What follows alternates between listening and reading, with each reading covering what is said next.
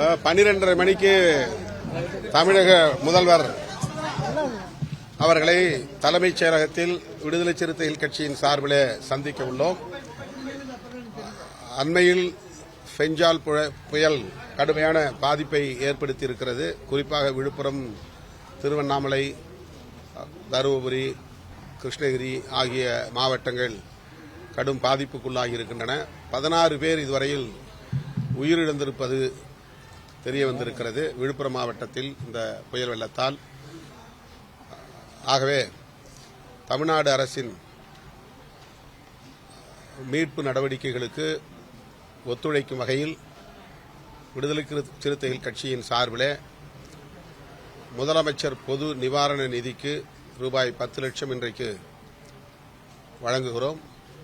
நாடாளுமன்ற உறுப்பினர்கள் தலா 2 மாத சம்பளத்தையும், சட்டமன்ற உறுப்பினர்கள் தலா 1 மாத சம்பளத்தையும் திரட்டி இந்த நிதியை முதலமைச்சருக்கு நாங்கள் வழங்க இருக்கிறோம். 12:30 மணிக்கு தலைமைச் செயலகத்தில் சந்திக்கிறோம். நிகழ்ச்சி நடந்து கிட்டத்தட்ட ஒரு 3 நாட்கள் ஆகுது. ஆதவ அர்ஜுனா மீது இதுவரைக்கும் நடவடிக்கை எடுக்கல. உயர்நிலை குழு கூட்டம் கூடி முடிவெடுப்போம் சொல்லியிருக்கீங்க.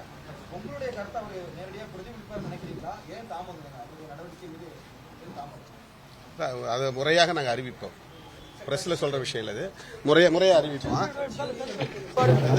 கட்சியுடைய துணை பொதுச் செயலாளர் அவர் என்ன கருத்து சொல்லியிருந்தாலும் உதயநிதி அவர் அறிவில்லைன்னு சொன்னது ஏன் திருமாவளவன் கண்டனம் தெரிவிக்கிறார்? என்ன சொன்னாரு? உதயநிதி ஆதவச்சுனாவை அவருக்கு அறிவில்லை, மன்னராட்சி இங்க நடக்கல, மக்களாட்சி தான் நடக்குது.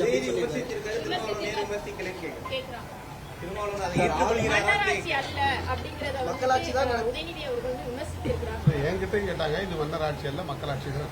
இல்ல சார், உதயநிதி அவர்கள் கூறும்போது அந்த ஆளுக்கு வேற அறிவு கூட இல்ல, ஆதவ அர்ஜுனா அவர்களுக்கு அறிவு கூட இல்ல அப்படிங்கிற மாதிரி விமர்சித்திருக்காரு. அது நீங்க அந்த கருத்தை நீங்க எப்படி பாக்குறீங்க? உங்க கட்சியுடைய துணை பொதுச் செயலாளர் இப்ப வரைக்கும் நடவடிக்கை எடுக்காத வரைக்கும் துணை பொதுச் செயலாளர் இருக்காங்க. கட்சியுடைய பல நடவடிக்கையில் ஈடுபட்டிருக்காங்க. உங்களுடைய கட்சி அதை பற்றி